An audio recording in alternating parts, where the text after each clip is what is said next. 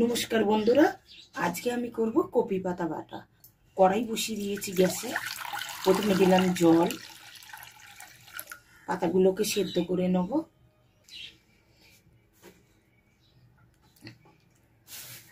Copy পাতাগুলো দিয়ে দিলাম, একটু ভাপিয়ে ফেলে দেবো।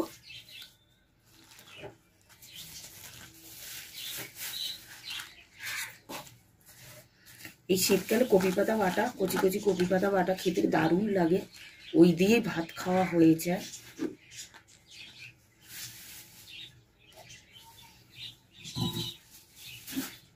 এবার একটু নুন দিয়ে দিলাম।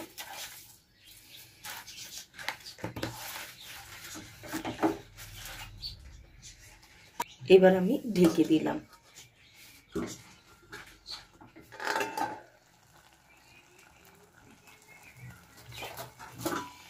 আমার কপি পাতাটা সেদ্ধ হয়ে গেছে। এবার আমি ছেঁকে নিচ্ছি।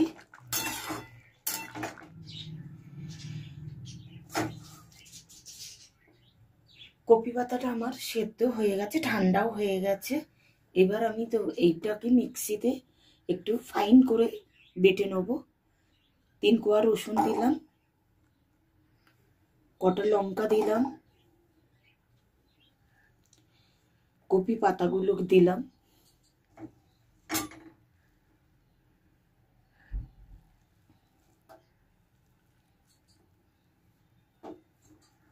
এটাকে আমি মিক্সিতে পেস্টটা বাটা হয়ে গেছে। এবার আমি এটাকে কড়াইতে নাড়বো।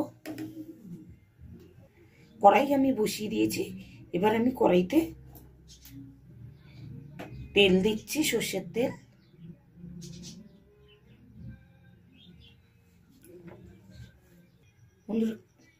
প্রথমে দিলাম কালো জিরে।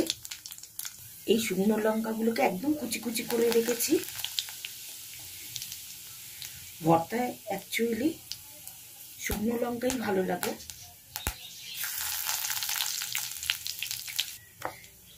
এবার এটা দেবো, কপি পাতা বাটাটা।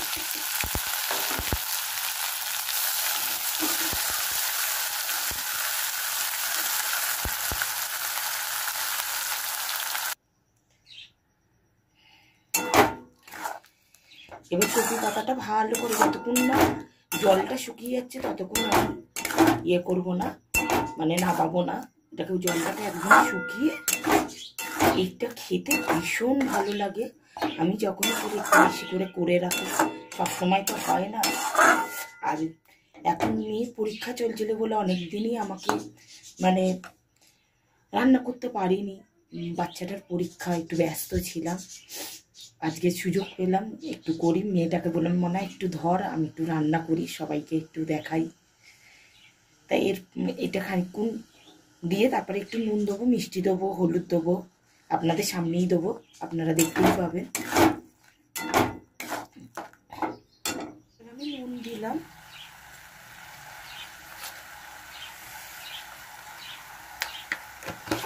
আর একটু হলুদ দিলাম।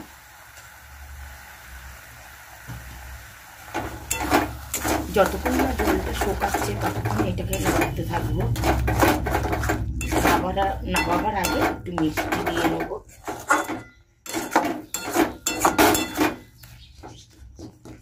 দেবো মিষ্টি।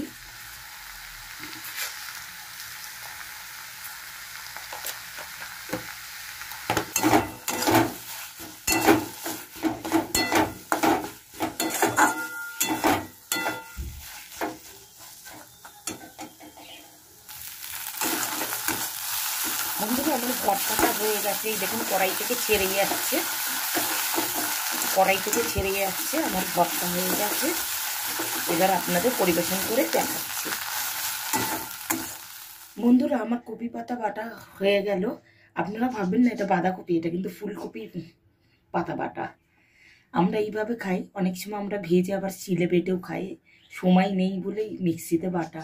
শিলে বাটাটা আরও বেশি ভালো লাগে। আমরা ওতে আবার শুকনো লঙ্কা দিয়ে বাটি। তা আপনাদের সামনে বাটলাম ফুলকপির পাতা বাটা। কেমন লাগে, আপনারা কিভাবে খান আমাকে একটু কমেন্ট করে জানাবেন। একটা লাইক দেবেন, শেয়ার করবেন ভিডিওটা। আর ভালো লাগলে সাবস্ক্রাইব করবেন, এটা আমার অনুরোধ। আপনারা যদি একটা সাবস্ক্রাইব করেন, লাইক করেন, শেয়ার করেন, আমরা আনন্দিত হই, উৎসাহ পাই রান্না করাটার। সবাই ভালো থাকবেন। নমস্কার।